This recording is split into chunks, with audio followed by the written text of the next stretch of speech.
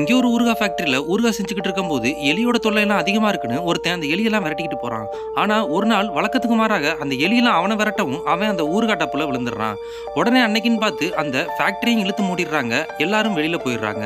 அவன் மட்டும் உள்ள மாட்டிக்கிறான். ரொம்ப வருஷத்துக்கு அப்புறம் பாத்தீங்கன்னா ரெண்டு பசங்க வந்து தெரியாம அவன் மாட்டியிருந்த இடத்த திறந்து விட்டுறாங்க. அவனும் அந்த இடத்துல இருந்து வெளியில வந்தோன்னே இந்த பசங்க பயந்து அந்த இடத்த விட்டு ஓடி போயிடுறாங்க.